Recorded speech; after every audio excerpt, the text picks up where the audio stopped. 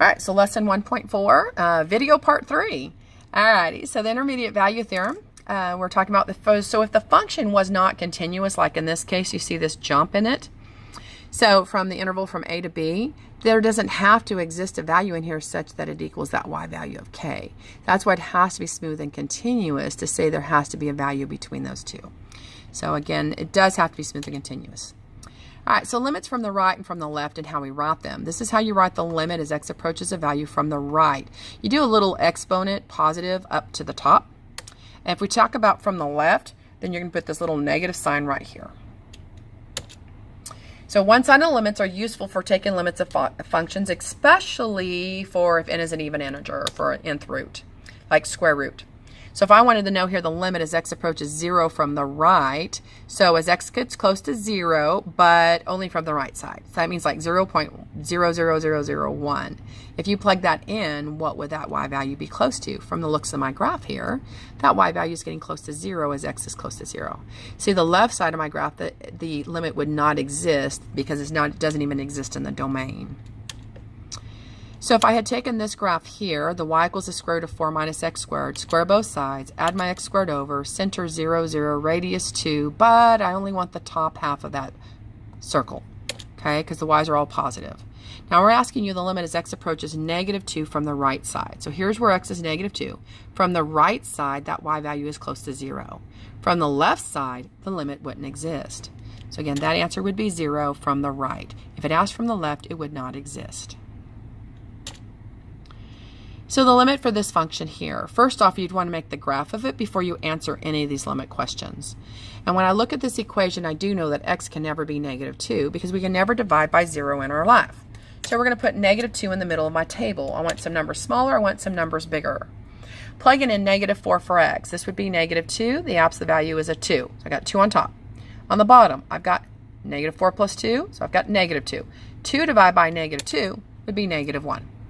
Same thing when you plug in negative 3. The bottom is negative 1, but the opposite value of that would be positive 1, so the equation would be negative 1. At x is negative 2, it did not exist. At x equals negative 1, you plug those in. Negative 1 plus 2 is 1. Opposite value of 1 is still 1. 1 divided by 1 would be 1. Plug in 0, I get opposite value of 2, which is 2. Plug in 0 here, you get 2. 2 divided by 2 is also 1. So if you took a look at the graph, again, we have a break at x equals negative 2. All the values from the negative 2 to the left are going to give me negative 1. All the values to the right of that are going to give me a positive 1. So if I asked you for the limit as x approaches negative 2 from the left, so here's x equals negative 2, where the pin is. From the left would be these y values right here. From the left, those y values are all negative 1. So I would have to fill in a negative 1 there. If I asked you here the limit as x approaches negative 2 from the right, so here's negative 2. From the right, all these y values are 1. So this answer would be 1. I keep hitting that wrong button. Now, the limit as x approaches negative 2, it has to be the same from the left and from the right. If these are different, then this limit does not exist. Therefore, this one would not exist. They were not the same. Please be aware of these on the test. Okay, I also like to ask it like this on the test, like limit as x approaches 2 for this function. See, plug in 2. 2 plus 2 is 4. The absolute value of that would be 4. The bottom, 2 plus 2 is also 4. 4 divided by 4, that would be 1. See, this number right here is not anywhere near the break in this graph. If it's not near the break in the graph, then you could go ahead and just plug it in with direct substitution. Notice by plugging it in, I did not get a 0 over a 0. All right, same thing here. If I'm doing 0 from the right, really, that would just be like plugging in 0. I get 1 for my final answer. See here, when x gets close to 0, this y value is 1. Whether it's from the right or the left, didn't matter. Both of those would be 1 in this case.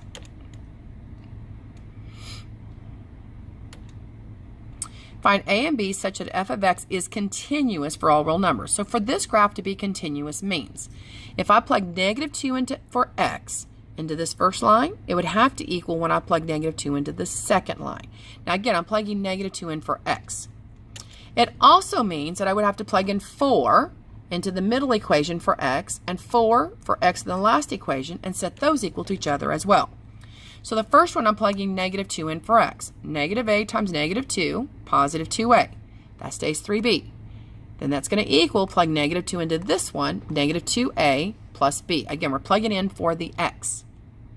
Over here, I would substitute 4 for x. So this would be 4a plus b equals negative 6. On this one, let's move this 2a over. So that'd be 4a. Move the b over. That'd be plus 2b is 0. Take these two equations as a systems of equations. Multiply the entire bottom line by negative 2, so we can use our elimination. I didn't multiply by negative 2. I went ahead and made the a's eliminate. I'm sorry. Multiply all of this by negative 1.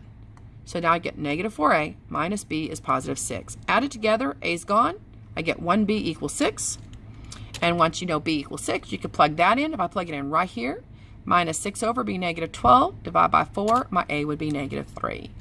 So that's what a and b would have to be for this to be a continuous graph. I always like having this one on my test. I have seen one like it on the final. So again, you're going to take this breaking point, plug in negative 2 for each of these x's, set them equal. Plug in 4 here for each of the x's, set them equal. And then you just solve the problem using your algebra.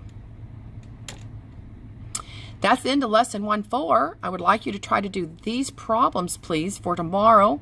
If you're able to do those at home, then I know you can finish up the rest of the assignment. If you can't do these are the first ones you want to ask for help on in class tomorrow, because that'll help make sure we really do have the lesson down. Thanks, guys. Have a great day. We only have one section left of chapter 1.